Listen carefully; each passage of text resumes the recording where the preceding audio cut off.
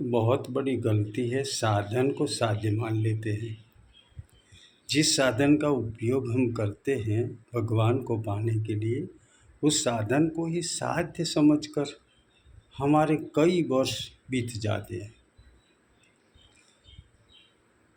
अपने ट्रेन में बैठे हैं, वो ट्रेन की ज़रूरत तब तक है जब तक आप गंतव्य स्थान पर पहुंच जाते हैं, तब तक उसकी ज़रूरत होती है।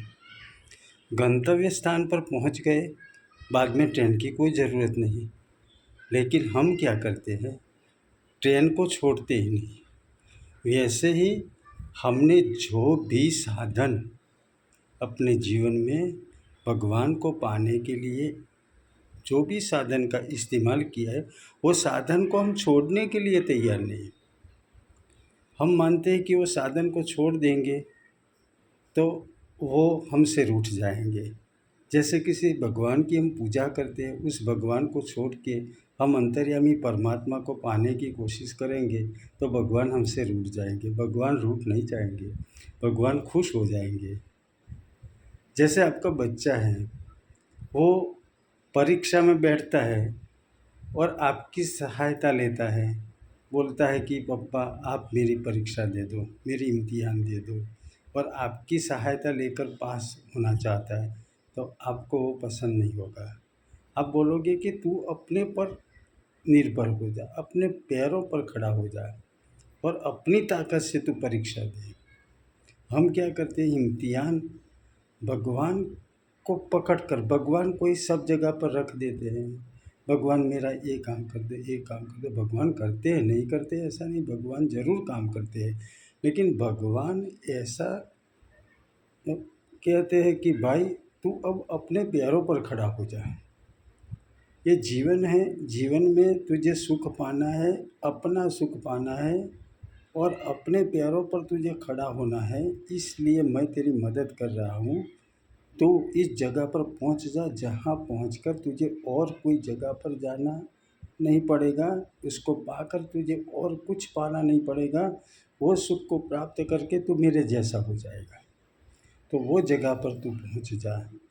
ऐसा भगवान कहते हैं। भगवत गीता में वही बात है, ममैवांशो जीवलोके जीवभूत सनातन।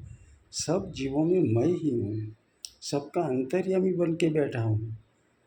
आपके भीतर भी वही है, मेरे भीतर भी वही है, लेकिन हम उसे पहचान नहीं पाए हैं। इंद्रियगत ज्ञान में ऐसे उलझ गए हैं कि वो भगवान की ओर हमारा हमारा ध्यान ही नहीं, नज़र ही नहीं है। जो भी सुख मिलता है हम समझते हैं कि संसार से मिलता है।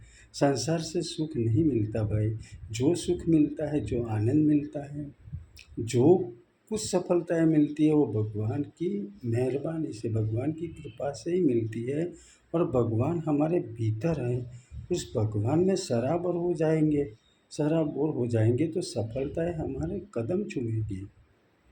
तो हमें दृढ़ निश्चय होगा है कि अब मुझे भगवान का रस लेना है, मुझे भगवान में डूबना है। जो भी देव देवी की हम पूजा करते हैं, उनको भी हम प्रार्थना करें कि भगवान हमको उस तत्व का ज्ञान दे दें, जिस तत्व का ज्ञान पाकर मैं मुक्त हो जाऊँ। क्योंकि मेरा जन्म मुक्त होने के लिए हुआ है, बंधन में बंध जाने के लिए मेरा जन्म नहीं हुआ है। आप मुक्त हो जाओगे तो भगवान खुश हो जाएंगे, सारा संसार खुश हो जाएगा, क्योंकि आपकी कोई चाह नहीं होगी। और जिसकी चाह नहीं होती उससे कोई नाराज़ नहीं होता है। जहाँ झगड़ा होता है वहाँ चाह वाले इकट्ठे होते हैं, इसलिए झगड़ा होता है। अगर आप चाह नहीं आपके भीतर तो आप किसी से झगड़ा भी नहीं करोगे। आप भगवान जैसे ज़िंदगी में जो देगा, संसार में जो देगा उससे वो आप खुश हो जाएंगे। और भगवान देगा, वो आपका ख्याल रखता है। हम माँ के पेट में थे, माता के गर्भ में थे, तब भी उसने हमारा ख्याल ख्याल रखा है। हम इस हमने जन्म लिया और छोटे बच्चे थे, तब भी हमको कैसे खुराक की ज़रूरत है वो भी भगवान ने तैयार कर दिया था। दूध भगवान ने ही बनाया हमारे लिए। तो भगवान इतना ख्याल रखता है हमारा। अरे मुर्दा होता है, कोई अनजान होता है, लावारिस होता है मुर्दा, तो भी उसको लकड़ा, कपड़ा और आग सब मिल जाता है। भगवान सबका ख्याल रखता है, भगवान पर विश्वास करना है। हम जितना विश्वास संसार के लोगों पर करते हैं उतना विश्वास भगवान पर नहीं करते। भगवान पर जो विश्वास करते हैं तो विश्वास को श्रद्धा नाम दिया गया है। वो श्रद्धा से हमें आगे बढ़ना है। हम जिस नाव में बैठे हैं उस नाव से हमें नैया वो नदी पार करनी है। वो नदी पार करने के लिए नाव है, नाव में बैठे रहने के लिए वो नाव नहीं है। ट्रेन इसलिए है कि हम वो ट्रेन में बैठकर हमारे गंतव्य स्थान पर पहुंच जाएं। वैसे ही जो भी साधन है उसको साध्य मत मानो। साध्य कोई अलग चीज़ है, साध्य है परमात्मा, और परमात्मा को पाने के लिए मनुष्य जन्म हुआ है। उस मनुष्य जन्म का महत्व समझिए और इंद्रियगत ज्ञान में मत उलझे। इंद्रियगत सुखों के पीछे मत भागो, उससे हमको तसल्ली नहीं मिलेगी, थोड़ा सा हर्ष मिलेगा।